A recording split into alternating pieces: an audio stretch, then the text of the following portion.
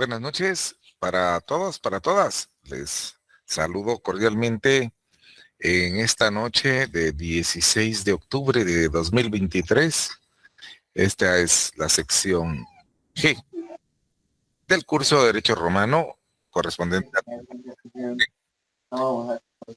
Ciencias Jurídicas y Sociales de la Universidad de San Carlos de Guatemala. Bienvenidos sean a esta clase, al examen segundo parcial que vamos a tener que afrontar ya en plan examen formal mañana. Perdón, ¿alguien me quería hablar? Edwin, el micrófono. Yo creo que ya está controlado. Bueno, entonces les decía que estábamos hoy en vísperas de nuestro segundo examen parcial. Espero que las situaciones que se dan y que son de sobra conocidas en la sociedad guatemalteca no les afecten mañana en el horario en que está programado el examen, que sabemos todos es a partir, en el caso de la sección vespertina, de las 18 horas. Así es, ¿verdad? A las 18 horas. ¿Y qué les voy a decir? Pues el examen de mañana tiene una ponderación de hasta 40 puntos, como es de conocimiento también de todos ustedes. Vienen unos problemas de razonamiento con sus correspondientes opciones en cada interrogante que de ese problema que les voy a poner un par de problemas, unas preguntas también de selección múltiple, pero en todo caso, pues, más o menos ahí están las salidas para quien ha estado presente en las clases magistrales. Yo creo que va a tener un buen rendimiento. En el examen de mañana, me parece que una de las opciones que tengo es darles a conocer, no yo, pero que el sistema les permita, una vez se cierre, conocer su nota para evitar los reclamos posteriores y que la gente más o menos en eso estaba manejando, estoy viendo así. De todas maneras, así me lo permite la coordinación del curso. Y por otro lado, les quería yo comentar que el contenido del examen ha quedado así pactado hasta donde dijimos, en las instituciones procesales del derecho romano. ¿Se acuerdan ustedes que todo eso que vimos hasta precisamente yo creo que lo último que en lo que nos quedamos fue en el juicio privado siempre, pero en su manifestación del procedimiento extraordinario, o que también nosotros llamamos procedimiento cognitorio, y pudimos ver las instituciones como la acción, las diferentes acciones, cuál era el requisito de que se tenía que llevar según los diferentes procedimientos que tuvo el juicio privado. Vimos las fórmulas, la manera en que las fórmulas están clasificadas, me refiero a las partes de la fórmula. Y de todo eso, pues yo creo que de verdad les digo que estoy confiado, y sé que entre nosotros no hay secretos porque quienes han estado en el curso han llevado sus apuntes, o por lo menos lo han escuchado, porque mira tú, yo no le doy una ponderación formal a la asistencia, porque yo sé que hay gente, de todo hay personas que atienden muy bien sus citas de las clases magistrales y son muy disciplinadas, tienen el tiempo, se preocupan, tal. Hay otras que están más ocupadas, a veces no pueden, pero hay gente que solo conecta el dispositivo y se va. Entonces así sí es difícil. Pero para quienes han tenido la asistencia, por eso te digo, la asistencia, yo no la llevo formalmente, pero evidentemente quien estuvo presente va a poder solventar, quien estuvo presente, quiero decir, en las clases magistrales, va a poder solventar con mucha suficiencia el examen de mañana. A continuación, como yo sé que el examen es mañana y todos tenemos un poquito de, vaya, de interés en ir a repasar. Yo les voy a hacer un repasito breve ahora sobre algunas cosas porque ya hemos hecho otros repasos en el pasado, pero hoy vamos a hacer uno. Y antes de darle la palabra ahí al distinguido, al distinguido alumno, le quería decir que el examen lo vamos a programar siempre en la plataforma de Classroom. Mañana a sus usuarios les va a llegar o lo van a poder consultar en el portal este de la en donde se conectan, ahí les va a llegar la notificación del código de Classroom al que deben entrar, siempre como lo hicimos en la anterior prueba parcial. Ahora sí, dígame, mi estimado amigo, por favor. Perdón, licenciado, bajé la mano porque contestó toda la pregunta que le iba a hacer de lo de Classroom, porque como sí, la vez pasada en el primer parcial hizo un otro Classroom que de hecho lleva el primer parcial, le iba a preguntar si iba a ser ese mismo o iba a ser otro, con, no sé. Sí. No, yo creo que voy a hacer uno nuevo, pero la forma de conectarse va a ser similar, ¿verdad? Entrar uno así como hemos visto que no va a ser en esta misma plataforma, porque ha pasado muchas veces en experiencias anteriores, yo he visto que la gente me está mandando a este usuario que tenemos de oficial de la universidad, me dicen, "Lic, no encuentro el examen", porque claro, lo buscan en el Classroom de esta misma conexión que tenemos, pero lo que hay que hacer es irse a la barra de Classroom arriba de la computadora y entrar ahí al signo más, y entonces en el diálogo que sale ahí, seleccionar la opción unirme a una clase y ahí se pega la clave que yo les voy a compartir mañana. Obviamente yo voy a programar eso para las 18 horas, pero ustedes van a ver que les va a llegar la clave para que lo puedan hacer. Que aprovechando la pregunta y para que estamos en el tema, podríamos hacer, les voy a compartir mi escritorio y yo sé que ustedes son muchísimos más diestros, más ilustrados en estas cosas de la tecnología que su servidor, pero solo para no dejarlo muy al azar, les quería yo decir entonces que lo que hay que hacer es que a ustedes, claro, les va a llegar una notificación. Digamos, yo tengo así ustedes pueden ver ahorita mi escritorio, ¿verdad? Sí, licenciado. Muy bien. Entonces yo les voy a compartir por este medio, digamos, un código, y la cuestión es que ustedes no van a encontrar el examen aquí en este usuario. El código que yo les voy a compartir, que lo voy a dejar pegado aquí, lo van a tener que ir a buscar aquí a los puntitos, ¿verdad? O decía alguien, también se puede entrar aquí a inicio. Permítanme, ¿dónde estaba? Sí, por aquí estaba ¿Cómo es que le entramos a esto, muchachos? Le entramos aquí, abrimos el Classroom, ¿verdad? Así. Y aquí está esta cosa. Y entonces en el signo más le damos no a crear clase, sino que es a unirme a clase, y le sale este signo y ahí pegan ustedes el código que yo les voy a compartir y así se entra entonces al examen. Ahora, dicho eso, les quería compartir, si ustedes me permiten, no es que sea la gran cosa, pero de repente le sirve a alguien y me sirve a mí también en este momento para poder, digamos, ilustrar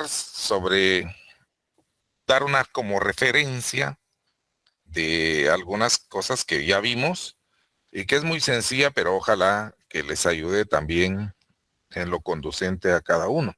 Sería lo siguiente. Aquí tengo esto, me dicen si ya vimos este cuestionario. Creo que no, con ustedes no lo hemos visto, pero tiene unas interrogantes que sí que ya vimos, pero otras no.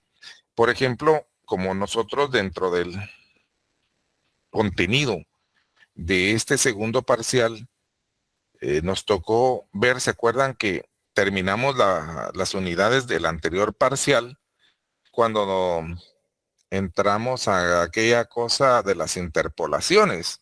Y a partir de después de las interpolaciones ya empezamos con el Estatuto Procesal Romano. Y ahí tiramos para adelante. Entonces, pregunta como esta, por ejemplo, que se refiere a una magistratura.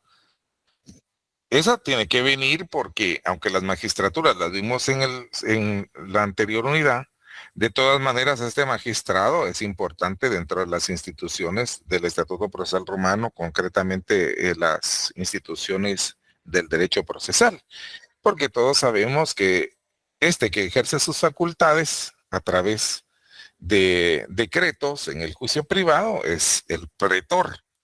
Y aunque el pretor pertenece a esos conceptos que vimos anteriormente, me refiero en el primer parcial, aquí a puro tubo lo tenemos que aludir porque el pretor forma parte de esas instituciones del juicio privado romano que participó activamente en la primera parte en los procedimientos, ¿se acuerdan? En las acciones, cuando eran las acciones de la ley, una primera etapa que en las acciones de la ley no estaba nominada, participaba.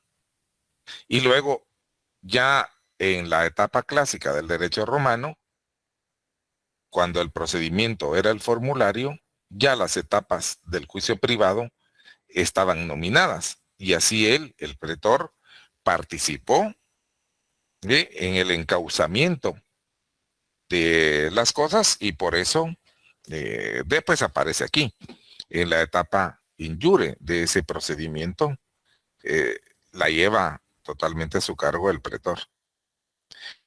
Razón por la que aquí sí cabe esta pregunta que algunos dijeron, pero si eso es de la unidad anterior o del examen anterior, pero no, sí cabe porque, claro, lo hemos estado conversando y hemos visto que los temas tienen una relación intrínseca con este sujeto, el magistrado pretor. Ahora esto, los conceptos de naturaleza estable que son definidos o desarrollados a través de normas jurídicas, ¿a qué les suena? Claro, ¿se acuerdan que cuando empezamos a ver el Estatuto Procesal Romano, este fue el primer concepto que nosotros participamos, porque dijimos que efectivamente ese Estatuto Procesal Romano tenía instituciones jurídicas, que eran unas de carácter sustantivo y otras que eran de carácter procesal. Y entonces, esta es parte de esa definición, porque las instituciones del derecho son efectivamente eso, conceptos de naturaleza estable que son definidos o desarrollados a través de normas jurídicas.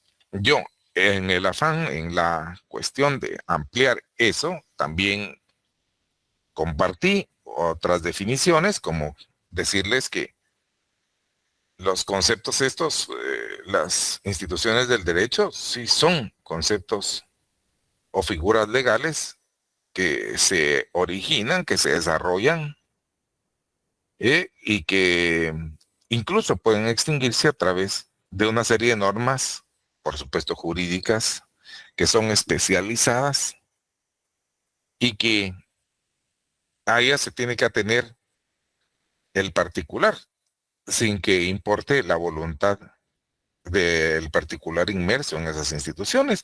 Y en alguna ocasión o en varias ocasiones mencionamos, por ejemplo, la institución del matrimonio como esa es una institución jurídica de carácter sustantivo, por ejemplo. O si hablamos de una institución jurídica de carácter procesal, podríamos mencionar, por ejemplo, la acción. Pero es para que lo tengan en cuenta. Entonces, esto es la definición de instituciones del derecho. ¿Qué otra tipo de cosas se podría presentar en un examen como el de mañana? Preguntas como esta, mira. La actividad, fíjate que es una actividad a la que se refiere procesal, que consiste en que el actor es quien cita personalmente al demandado, llamándolo a juicio y anunciándole la acción que pretende ejercitar contra él y los documentos que pretende aducir. Esto ya es una definición propia de lo que nosotros vimos dentro del contexto del juicio privado romano. Una actividad procesal. ¿Cuál es esa actividad procesal?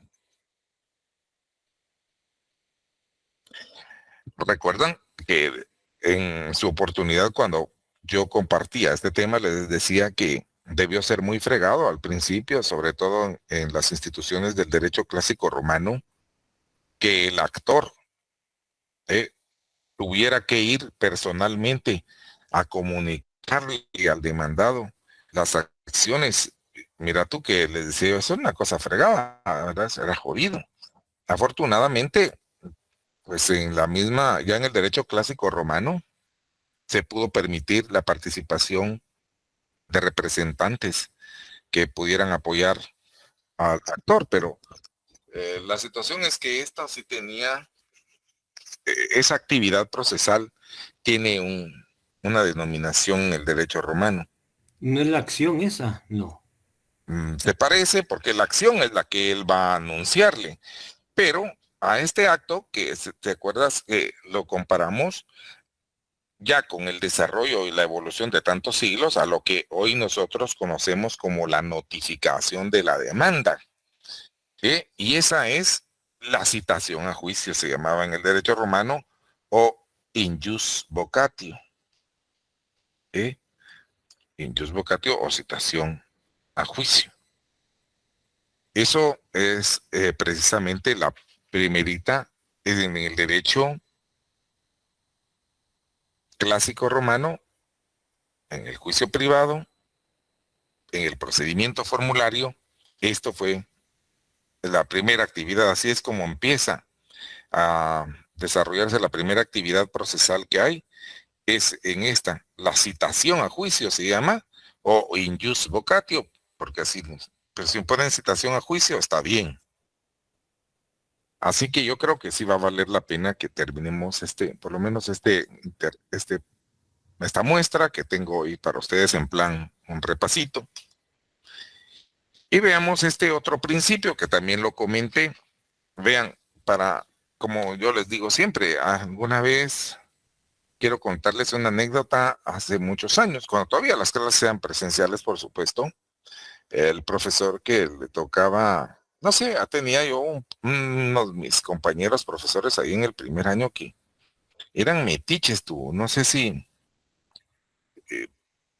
mandados o si por voluntad propia, incluso se ponían ahí en la puerta de mi clase para escuchar lo que yo decía o cómo yo daba mis clases. Y en alguna oportunidad me dijeron, es que vos ahí en tus clases les das prácticamente el chivo a los compañeros, hombre, así no se puede. Pero yo no es que les esté dando chivo, yo lo que estoy haciendo es compartiendo mi clase y mi conocimiento como es, porque para eso llegan ustedes a las clases, para que yo les comparta el conocimiento, para que yo les enseñe. Y si la gente está llegando a estudiar, merece llevarse información del curso. Eso no es dar ningún chivo, ni es hacer trampa. Yo le estoy enseñando a la gente esto, yo ya lo enseñé. Y claro, en plan repaso, pues lo puedo compartir nuevamente o recordárselos. Pero no es ningún afán de querer yo pasar de bueno tampoco, sino que simplemente que la gente que llega a clases merece tener su información. Entonces, esto válidamente yo lo puedo preguntar. Mira, este principio procesal que se materializa en la obligación del juez de estar personalmente presente en el juicio y escuchar a las dos partes. Yo les comentaba en su oportunidad que ese principio procesal del derecho civil, bueno, y está en todas las materias del derecho, incluso, nace aquí en el derecho romano. ¿Cómo se llama? ¿Es el injure? Bueno, pues sí, pero no, porque fíjate que es un principio de la doctrina, o sea, es un principio procesal. Y se dice porque eso se materializa, quiere decir que tiene su momento de verificación en la presencia del juez. Por eso es que él está ahí presente en su despacho. Si un juez, digamos que estuviera abierta una instalación de un juzgado y están ahí las partes, está el secretario del juzgado, están los oficiales y se da inicio a la audiencia y empiezan a hacer todas las actuaciones de una determinada causa y tal, todo eso sería inválido, sería ilegal, si no está el juez en su despacho, porque el juez debe estar en su judicatura. Aunque haya alguna situación que eventualmente él personalmente no pueda diligenciar, digamos, ¿verdad? Porque habrán cosas de que fuera superhombre el juez, pero se refiere a la obligación del juez de estar en su judicatura, en su despacho. Aquí nace, claro, es la obligación de estar presente y tener ¿cómo se llama? La dirección de la audiencia y escuchando a las partes, aquí es donde nace. Pero el principio procesal, pues, compañeros, es el principio, ahorita se van a acordar que sí lo dije, de inmediación procesal, porque la justicia no tiene mediadores, es el juez el que está ahí precisamente para llevar los procesos. Principio de inmediación procesal, eso está en todas las materias y se refiere a que el juez está presente en su despacho, en su judicatura. Si en un momento ustedes en su ejercicio profesional se dieran cuenta de que hay una audiencia y el juez no está presente, pues levantar un acta, y ese que lo que está ahí no se puede verificar porque no está el juez. Por este principio. Ahora, procedimiento del juicio privado, fíjate. Por supuesto, propio del derecho romano posclásico. ¿Cuál fue ese procedimiento del juicio privado propio del derecho romano posclásico? O dicho de otra manera, en la época clásica del derecho romano, ¿cuál fue el procedimiento del juicio privado? ¿No es el juicio con el cognitorio? Procedimiento cognitorio. Ajá. Muy bien, porque es la etapa posclásica. Es el procedimiento cognitorio, así es. Ahora sí les voy a decir, como decía aquel, así se contesta. Bueno, eso de tener un programa de la televisión, me recuerdo que cuando la televisión era nacional y salía ahí.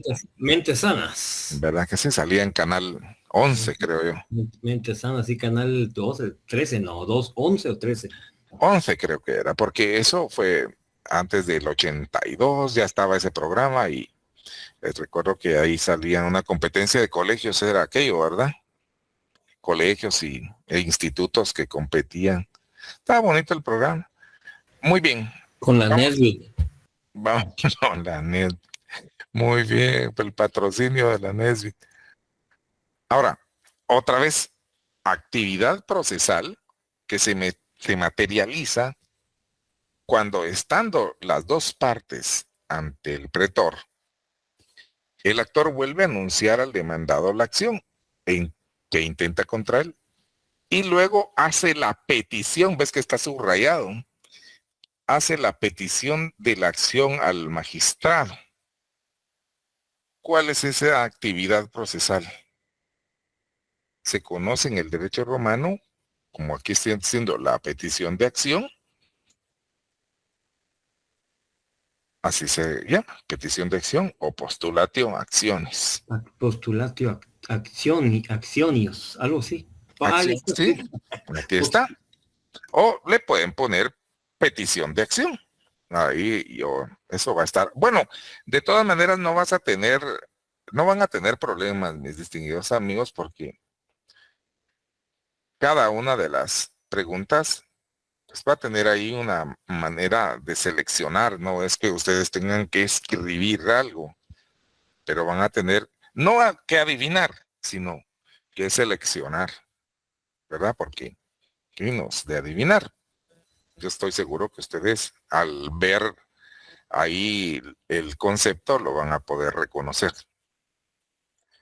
Muy bien, pasemos entonces a esto que literalmente, como lo pegué en su oportunidad en la presentación, se refiere a una frase que yo les dije en realidad no era una frase porque era prácticamente un párrafo, un enunciado. Eso sí, que estaba escrito y a través de él, ay, ¿qué se hizo esto? Las partes le daban las instrucciones al juez que va a juzgar el caso. ¿Qué instrucciones? Instrucciones de cómo condenar. Si encontraba que se probaba la intentio de la fórmula o si no se probaba la intentio, pues que absolviera. O si se probaba la excepción del demandado, también que se absolviera. Todo eso quedaba escrito, no en una frase porque era mucho más que una frase. Y por eso es que todo esto, aunque la literatura, algunos libros ponen simplemente una frase en la cual escritan que las partes le dan instrucciones al juez que va a juzgar el caso, pero esa es en realidad es la definición que nosotros conocimos de la fórmula. ¿Verdad? La fórmula, que por eso de ahí de la fórmula es que toma el procedimiento de la etapa clásica, ¿verdad? El procedimiento del juicio privado en la etapa clásica del derecho romano toma el nombre de formulario porque había esta fórmula y la fórmula en realidad contenía, sí es cierto, esa directriz en la que el juez se basaba para condenar al demandado si se probaba la intentio del actor o absolverlo al demandado si no se probaba. Y además de eso tenía antes de la fórmula el nombre del juez que iba a juzgar y esas cosas, era la fórmula entonces. Aquí pasemos a cómo se denomina al principio, esta es otra, mira, al principio procesal que regla o que regula, que estableció sobre la admisión de las pruebas, la limitación del arbitrio del juez, en el sentido de que en el procedimiento ordinario, como nosotros lo conocimos, es el procedimiento formulario, el juez no puede estar solicitando más pruebas, se tiene que limitar a las que las partes le presentan para poder hacer sus razonamientos y su conclusión. ¿Cómo se denomina ese principio procesal?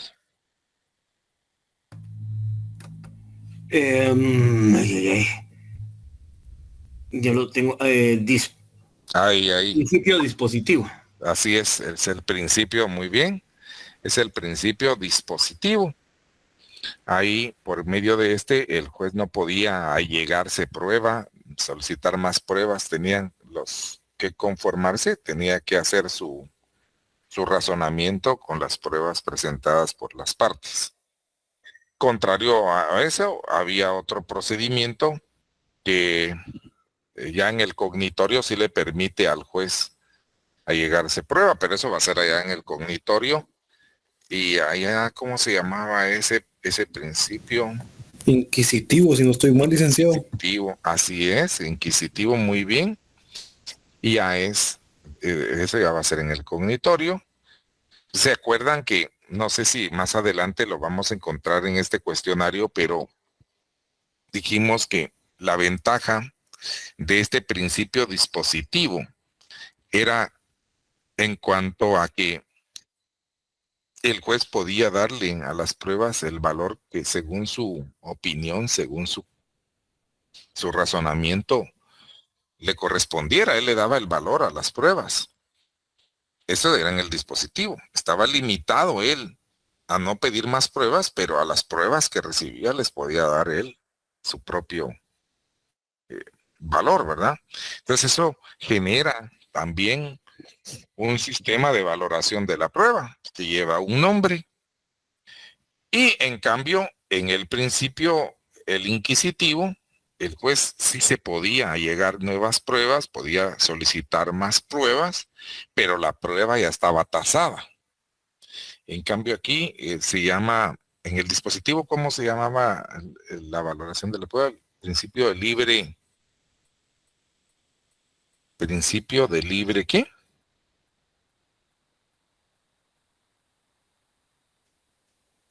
Valoración Apreciación. de libre apreciación, ¿verdad? Libre Así es. apreciación. Muy bien, muchas gracias. Ahí estamos. Ya ven que estamos repasando de todo un poco. Y claro que la parte de la fórmula que aclara la pretensión del actor, porque eso también lo vimos. Acuérdense que las fórmulas tenían dos partes esenciales. Todas las fórmulas tienen por lo menos eso, dos partes esenciales. Una que lleva la hipótesis que debe probar el actor, es una parte esencial. La otra parte esencial es la parte que establece la manera en que se debe dictar la sentencia. A la primera parte esencial se llama intentio, es la que contiene la hipótesis, y la otra parte se llama condenatio, es la que dice cómo se debe establecer la condena. Pero hay una parte que no es esencial, pero está inmersa de repente en algunas fórmulas y aclara su pretensión. Yo recuerdo que en su oportunidad lo ilustré con un caso de que, por ejemplo, habían ya 10, un contrato de 10 cuotas a un plazo de 10 cuotas a tanto de cada cuota, pero se han vencido 3. Entonces, en esta parte le aclararía el actor en la fórmula que él pretende que se le paguen solo las cuotas vencidas para poder evitar que se perder la acción por una petición excesiva. Entonces, esa es la parte que quiero que me vean cómo se llamaba. La prescriptio. No. Es la prescripción. Ay, no, es la demonstratio, mira. Demonstratio. Demonstratio, sí. Ya no me ganó mi diploma yo. Ahí está, pero ahí vamos, mira, estamos casi, porque se parece mucho, pero para eso es el repaso, ¿verdad? Precisamente ahí es donde uno ve la utilidad de este repasito. Ahora, ¿cómo se llaman, perdón, cómo se denominó a las instituciones por las que, fíjate, aquí está la cosa, antes de que se otorgue la acción, el pretor invitaba a las partes a alcanzar un arreglo de litigio sin necesidad de juicio? ¿Cómo se llaman a esas instituciones? Son 3. En el juicio privado romano, ¿cómo se llamó? Fíjense, yo sé que lo saben, pero como tampoco pretendo que... mire, eso es lo que pasa muchas veces con las preguntas directas. Y por eso está bien que uno... una crítica que se hace a esas baterías de preguntas directas es que muchas veces, a un buen porcentaje, lo que se mide no es necesariamente el conocimiento, sino la memoria, porque alguien puede tener mejor memoria que otra gente y de repente no viene en el momento por los nervios o por lo que fuera la respuesta a la memoria, no viene el concepto, la representación. Pero sí, Serán, Transacción. serán soluciones extrajudiciales. así es, son las soluciones extrajudiciales y por supuesto dentro de esas están las 3 que iba a mencionar ahí el distinguido amigo que ya he visto que tiene su buena disciplina para estudiar. Es la transacción, la confesión y La juramentación. el juramento, sí. Juramentación y la delante del pretor. Bueno, porque, pues sí, delante del pretor, porque fíjate tú que hay otro juramento que no es este, porque aquí la clave es que no se ha dado la acción, por eso es que la solución es extrajudicial. Pero si la acción ya la había otorgado el pretor Y antes de poner, digamos, antes de sellar la litis contestatio, venía el demandado diciendo, no, mire, mejor yo sí, al ver todo esto, que le quede el caballo a este, pues él tiene ahí su recibo, yo mejor ya no quiero más problemas. Entonces ahí había otra confesión, pero esa confesión se llama injure, porque la acción ya la había dado. Aquí todavía es, bueno, es injure, es extrajudicial porque no ha dado la acción. Por eso la otra es diferente, ¿verdad? Ahí está la situación. Pero pues son soluciones extrajudiciales y son esas tres. Ahora, ¿cuáles son las instituciones del derecho que explican y definen y se definen en la norma jurídica? Aquí hay un error en la pregunta, porque ¿cuáles son las instituciones del derecho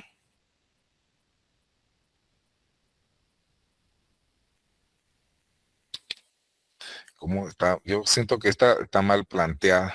Aquí está la pregunta. Pues son las instituciones de carácter sustantivo, pero así no la van a hacer. ¿Cuáles son las instituciones del derecho? Aquí falta tal vez esta palabra, que se explican y definen, así sí,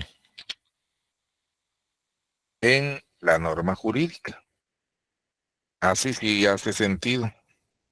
Porque lo que hemos platicado antes, existen instituciones del derecho que son de carácter sustantivo y existen instituciones del derecho que son de carácter procesal.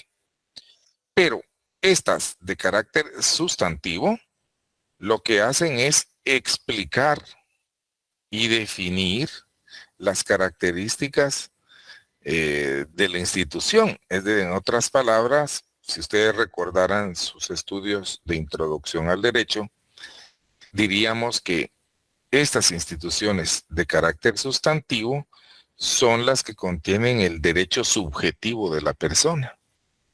Porque Es el como derecho, decir que, perdón que si no se me va esto, es como decir que esto de la doctrina. bueno, no es la doctrina porque la doctrina es doctrina y la ley es la ley. Pero Ujú. lo que sucede es que lo que está contenido aquí en las normas de carácter sustantivo es el derecho. Es subjetivo en tanto uno no lo ha hecho valer para uno mismo.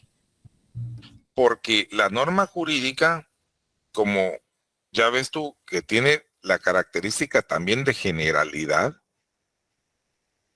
la norma jurídica es válida para todos los que habitamos un territorio. Aquí en Guatemala, por ejemplo, todos tenemos derechos, decirme un derecho que sea de todos, eh, o lo hemos ejemplificado con el derecho de alimentos, me acuerdo yo, muy bien. Ahí todo mundo sabe que el Código Civil tiene las normas de carácter sustantivo civil. Entre esas normas de carácter sustantivo civil está el derecho de entre familiares tener que darse alimentos. Todos sabemos, por imperio de ese razonamiento, que un padre de familia está obligado a proporcionarle alimentos a sus hijos menores. Y entonces está un niño que, digamos, Pepito, y tiene a su padre ahí que es eh, eh, un XX y no le da alimentos. Pues tendría que dárselos porque la norma jurídica civil establece esa obligatoriedad y está probado porque ahí en la certificación de partida de nacimiento va a estar la afiliación de que fulano de tal es el padre de Pepito y ¿qué hace la madre? Tiene que, para hacer valer ese derecho de alimentos, ella no puede llevar la certificación de nacimiento a la empresa, al negocio en donde trabaja el papá de Pepito, decir, mire, él es el papá, entonces le tienen que descontar alimentos porque, ¿verdad? Tiene previamente que hacer a través de un proceso de conocimiento que se declare en favor de Pepito una pensión alimenticia. Y entonces ahí adquiere carácter de positividad para Pepito ese derecho subjetivo que está definido, explicado en la norma, que es la institución de los alimentos. ¿Verdad? Ahí la institución de los alimentos define que se entiende por alimentos todo lo necesario para la alimentación propiamente dicha, para el vestido, la salud, la vivienda, la educación, todas esas cosas, y que se pondera en dinero y que se debe prestar en de acuerdo a las posibilidades económicas de quien debe darla o prestarla y de aquel que debe recibirla, las necesidades de quien la debe recibir. Pero ya ves, todo eso está en una norma de carácter sustantivo bien explicado, bien definido. Pero para una persona en particular no vale sino hasta que existe una declaración. Esa es la diferencia. Por eso es que las normas... Y entonces ya para hacer esa declaración es preciso utilizar otro tipo de normas jurídicas, de instituciones jurídicas. ¿Cuáles son? Las instituciones jurídicas de carácter procesal, que son las que van a definir la manera de declarar y de aplicar este derecho. Así es como funciona la cosa. Pero todo esto lo inventó el pueblo romano. La civilización romana fue maravillosa, con todo que haya sido esclavista y explotadora y todo lo que se diga, pero a eso se debe todo el conocimiento y las estructuras jurídicas que existen en Occidente actualmente. Y claro, por eso también una de las provincias más afortunadas, más adelantadas, más importantes de la civilización romana fue Hispania, que posteriormente fue España, y que toda esa riqueza de la civilización romana, que ya se había nutrido a su vez de los griegos, por la cuestión del derecho bizantino, nos ha llegado a nosotros. Así que vamos a seguir adelante. La actividad procesal que pone fin a la etapa in iure. A través de esta actividad procesal, el pretor da la acción y fija la fórmula. Y entonces ya se pone por escrito en las tablillas la fórmula y el contenido se asegura con un sello de testigos. ¿Cómo se llama esa actividad procesal?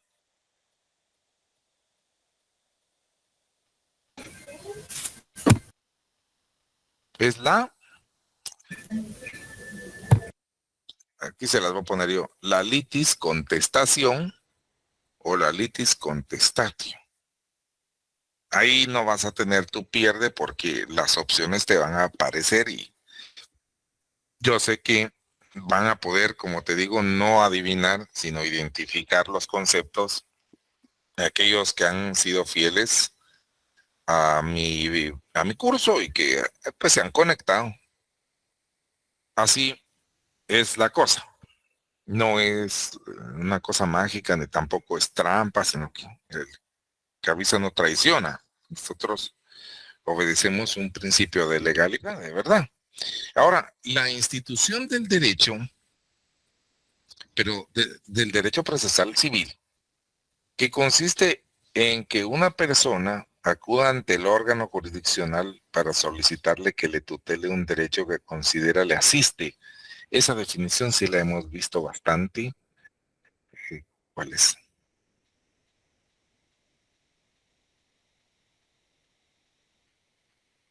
¿La acción? Por supuesto, es la acción. Muchas gracias. Acordaos que de ahí también hay una cuestión importante. Las acciones surgen con la ley de las 12 tablas porque cuando surge la ley de las 12 tablas, entonces el pueblo romano, la civilización romana, como que hizo su catálogo, y entonces todas esas 12 tablas quedaron, en esas 12 tablas quedaron contenidas las diferentes acciones llamadas de la ley. En las primeras 2 etapas del derecho romano, en la etapa arcaica y en la etapa de clásica del derecho romano, las acciones fueron importantísimas que estuvieran bien identificadas, porque solamente identificando la acción podía el particular solicitar la instauración de un juicio. Pero, ¿se acuerdan? Yo pienso que sí, se han de acordar, cuando ya vimos el proceso cognitorio, siempre el juicio privado, pero en el procedimiento cognitorio, uno de los cambios esenciales que sufrió las instituciones procesales fue en esto de la acción, porque desapareció la acción, la necesidad de que la acción fuera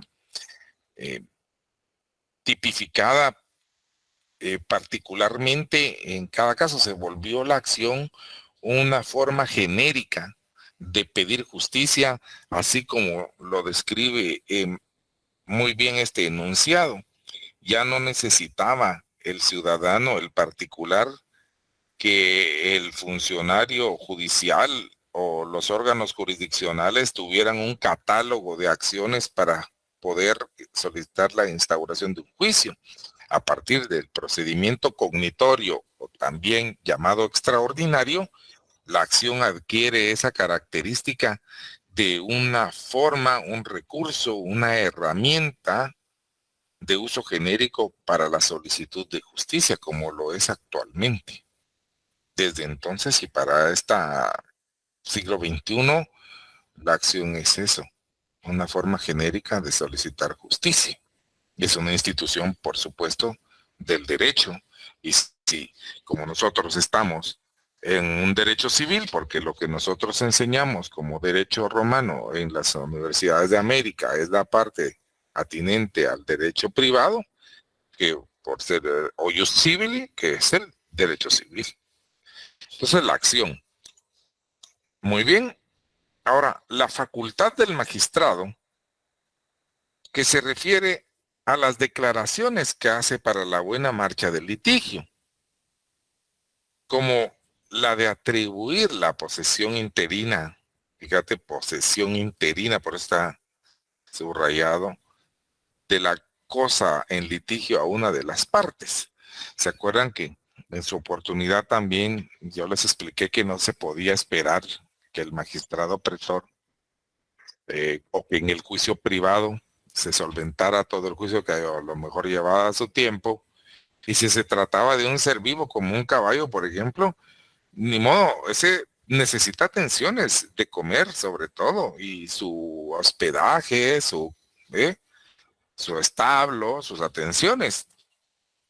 Perdón, de tal suerte que a una de las partes le tenía que dar la posesión interina del bien. Entonces, todo eso para preguntar cómo se llama a esa facultad. Por supuesto, la daba a través de un decreto. Vaya, ahí ya les dije, pero ¿cómo se denominaba ese decreto?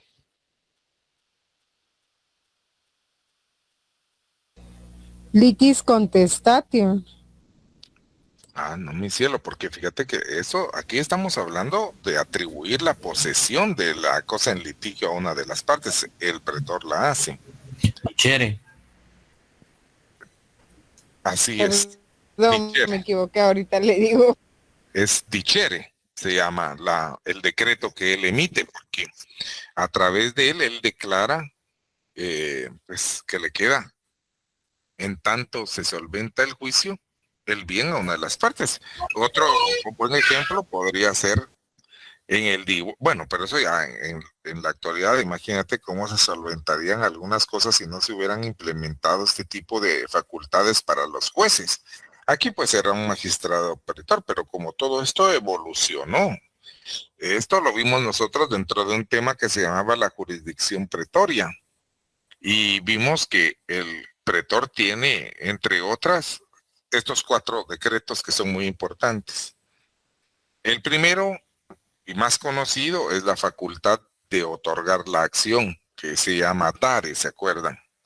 Luego hay otra facultad que pues no nos interesó mucho porque es cuando no otorga la acción y entonces no nace a la vida ninguna de las cosas que nosotros estamos viendo del proceso. Pues entonces, pero esa acción, ese decreto por el cual él niega, él no otorga la acción, es denegare, muy bien. Y luego están estos otros 2 decretos que son importantes. Este, de atribuir la posesión interina de la cosa en litigio a cualquiera de las partes según corresponda, se llama dicere, porque esto es posesión, no confundir con propiedad. Y fíjate, por eso es que la posesión es interina. Ahora, ¿qué pasa? Hay otra que se parece mucho, pero Adichere. esa adichere, ahora, esa adichere, ¿qué es? Adjudicar. ¿Adjudicar? ¿Qué? Indica la facultad de atribuir la propiedad o Ahí derechos está. reales a las Atribuir. partes de un litigio. Atribuir, porque ahí ya no tiene necesidad de ir a juicio las partes, porque el pretor de una vez se atribuye ¿qué? La propiedad o un derecho real a la parte, a una de las partes del litigio, de una vez. ¿Por qué? Porque ahí se solucionó todo. De una vez en la etapa in iure, digamos, eran tan fuertes las pruebas y todo eso, que dice, ahí era cuando entra la figura esa de la confesión in iure que decía el compañero. Dice, bueno, pues no, hombre, esto está muy fuerte. Y ahí están los recibos, los testigos de que él era el dueño del caballo y todo eso. Entonces ahí el juez, ¿qué hace? El juez, perdón, no es el juez, el pretor, ¿qué haría? Pues como dice el demandado, no, sí, mejor que le queden y yo ahí, y ahí que muera todo. Entonces, ¿qué va a pasar? De una vez el pretor le atribuye, pero la propiedad, y entonces ya no sería dicere, sino sería adicere. Adicere, muy bien. Ahora pasemos a esta otra, perdón. Licenciado, disculpe. Entonces, para sintetizarlo, podríamos decir que es dicere mientras está el proceso y al finalizar, a la hora ya de confirmar, por así decirlo, sería adicere. Adicere, pero sí, no es al finalizar, sino depende de la situación, porque, digamos, si el proceso apunta a que se tiene que solventar todo, y claro, una parte, el bien, pues se tiene que conocer a través de las pruebas y de todo el proceso quién es el verdadero dueño, quiere decir que va a llevar un tiempo. Y no se puede esperar hasta que se resuelva todo, porque entonces atendiendo que fuera un ser vivo, por ejemplo, o que fuera una cuestión que no puede estar ahí desperdiciándose como un local comercial o una situación que necesita un cuidado, ahí le tiene que atribuir la posesión a una de las partes, ¿verdad? Entonces ahí es cuando procede esa posesión interina. Las partes lo pueden tener. Lo mismo, digamos, en un ejemplo que no es del derecho romano, pero lo pudiéramos traer para ahora en la actualidad, es el mismo razonamiento que aplican los jueces cuando en una demanda por alimentos, digamos, no puede el juez de familia esperar, bueno, como eso, está un menor necesitado de recibir alimentos, tú. Los alimentos, ya ves que dijimos que son los alimentos, claro. También es la educación, es el vestido, es la salud, es la habitación. Y no puede el juez de familia esperarse a que todo el proceso transcurra y para mientras ese niño sin recibir nada. Entonces él fija provisionalmente una pensión a favor del menor y siempre se la imputa al demandado que la debe pagar. Es el mismo principio, es el mismo razonamiento. O cuando las partes, por ejemplo, en una cuestión de verdad de la actualidad, existe, por ejemplo, un divorcio que es por causa determinada y están las partes disputándose a quién le quedan los niños. No se puede, a una de las partes le tienen que dar la guardia y custodia de los niños para mientras que se define cómo va a ser la cosa. Es lo mismo, pero atiende a la naturaleza del juicio. Ahora, en la cuestión de adichere, lo que sucede es que ahí sí, en adichere es atribuir la propiedad porque ya queda claro que el demandado no era el dueño o que el demandado no tenía el derecho o que él se allana a la demanda y entonces ya para qué va a seguir el juicio. Mejor ahí con la potestad jurisdiccional el pretor sin juzgar, sino por la confesión de una vez atribuye la propiedad. Es atendiendo a la circunstancia. Ahora, pasemos a esta otra situación. Fíjate que esta pregunta es fácil, pero es jodida a la vez porque alguna gente, yo siempre veo que la fallan. Da solución a un litigio vinculado a las relaciones patrimoniales que se dan entre personas privadas, resolviendo lo cual el litigio, por supuesto, por medio de la sentencia de un juez que es también una persona privada y no un funcionario público. Aquí no pregunta esta cuestión sobre una persona o sobre una magistratura. Se refiere a un proceso y entonces precisamente por eso es el juicio privado. Porque es a través del juicio privado que se da solución al litigio, ¿verdad?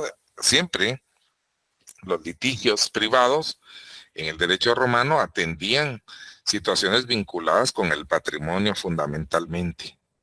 Ya fue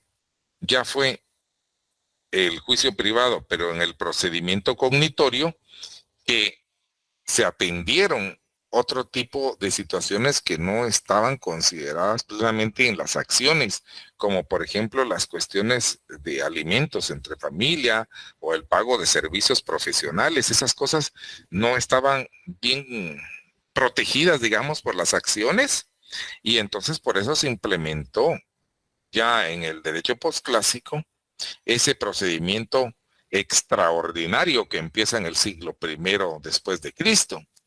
Y por eso es que ese procedimiento extraordinario después es llamado cognitorio, pero surge precisamente porque ya la situación ya no era patrimonial nada más, sino que atendía a otras situaciones como las relaciones, alguna situación de familia, aunque para ellos siempre la familia, recuerden ustedes que los familiares eran parte esencial del patrimonio de una persona, porque estaban las personas dependientes del paterfamilias.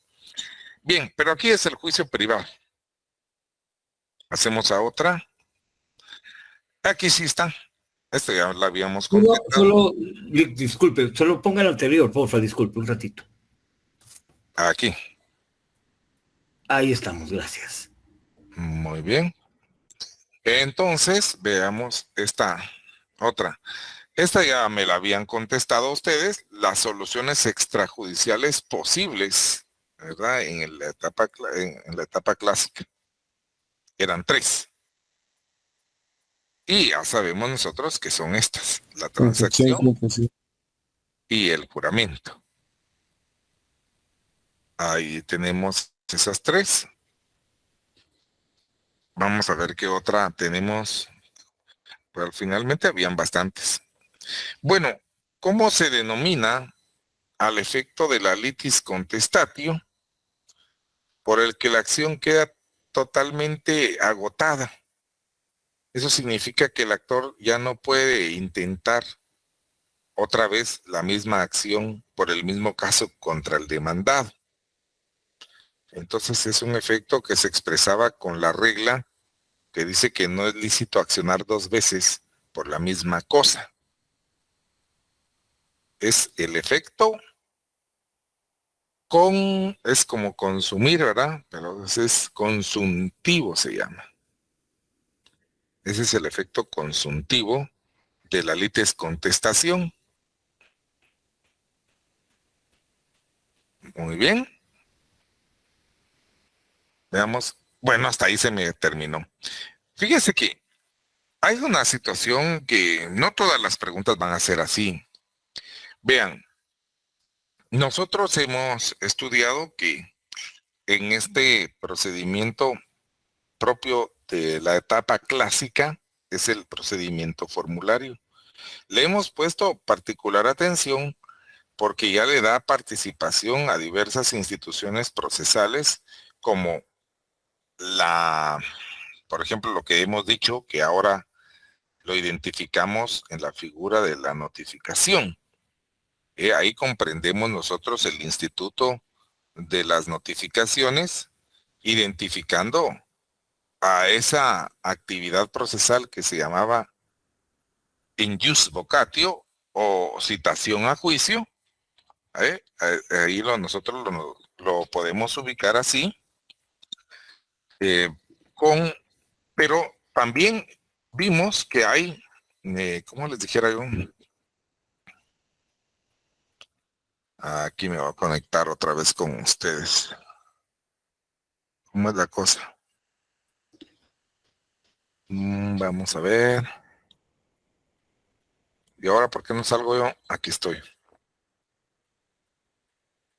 Entonces les decía que en esta etapa nosotros vimos, sobre todo, le pusimos más atención, siento yo, a la etapa clásica, porque ahí nacen muchas de esas instituciones. Te decía yo, la in jus vocatio, que nosotros identificamos básicamente con la notificación que se hace actualmente. Esa notificación, de hecho, una de las características del procedimiento cognitorio es que, siendo que ahora ya hay nuevos funcionarios judiciales en el procedimiento cognitorio, que por cierto, esos nuevos funcionarios judiciales nunca se llamaron jueces. Y entonces, fíjate que desaparece la bipartición del proceso. ¿Por qué? Porque ya solo es una persona la que conoce para juzgar desde el principio, desde la in jus vocatio hasta la sentencia. Solo una persona, y es un funcionario judicial, uno nuevo. Pero ese funcionario judicial tenía su propia denominación. Así vimos nosotros en nuestras clases que estaba el prefecto del pretorio, que estaba el prefecto de la urbe, que estaba el vicario de la urbe, y así otros funcionarios judiciales nuevos que surgieron. Pero ya ves que ninguno de ellos se denominaba jueces. Por supuesto, tenían la función de juzgar. Y lo que sucedió es que ellos tenían a cargo el proceso desde el principio hasta el fin, según fueran sus competencias. Pero es curioso, nunca se denominaron jueces, tuvieron su propia denominación como, te digo yo, ya esas que te dije, el prefecto del pretorio, el vicario de la urbe, el prefecto de la urbe, como fuere. Y así habían el prefecto de las no sé qué del trigo. Total es de que todas esas tuvieron su propia denominación, pero nunca se denominaron jueces. Tenían la función de juzgar, sí. Eso fue en el proceso cognitorio. Ahora, por eso se dice que en el procedimiento cognitorio, o procedimiento extraordinario también llamado así, ya desapareció la jurisprudencia independiente, porque ya no habían jueces, sino que estos nuevos funcionarios judiciales. Ya los jueces, los jurisprudentes llegaron hasta el juicio formulario. Una vez desaparece el juicio, no, el procedimiento formulario del juicio privado. Así es, hasta que eso desaparece, entonces hasta ahí llegaron los jurisprudentes. Y les recuerdo que en ese procedimiento formulario, por cierto, en el procedimiento formulario ya empezaron los personajes estos que fueron representantes de las partes, tenerlo muy presente.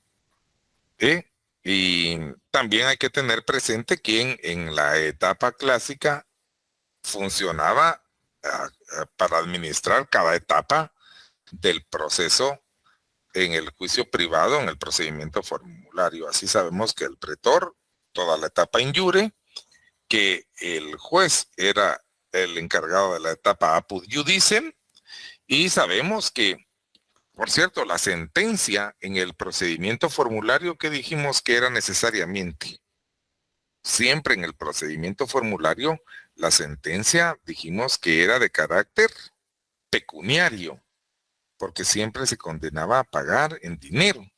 En el procedimiento cognitorio ya no necesariamente era así, ya se podía pagar en especies algunas cuestiones y condonar deudas en otras partes. Pero hay que tener muy presente eso, quiénes eran los que administraban las etapas del juicio en cada uno de los procedimientos, las partes, quiénes eran, porque eso va a venir no preguntado, pero de razonamiento. Ya lo vas a ver y yo sé que lo pueden identificar. Así pienso que les va y pues yo les deseo mucha, no suerte, porque en realidad lo que tienen que tener es paz y recordar tener a la mano sus notas, porque todo eso lo van a poder consultar. Yo voy a tratar de dejar unos 45 minutos para que se solventen esto, que no creo yo que el examen tenga más de unas 25, 30 preguntas, no va a tener. Entonces, ojalá que a todos les salga bien y agarren su nota de promoción, y si así lo hicieran, pues que sigan estudiando mejor para poder llegar a sacar incluso 100, que ahora la plataforma está hasta la primera han sacado 100. Muy bien, yo con esto me despido. Recuerden que es en Classroom,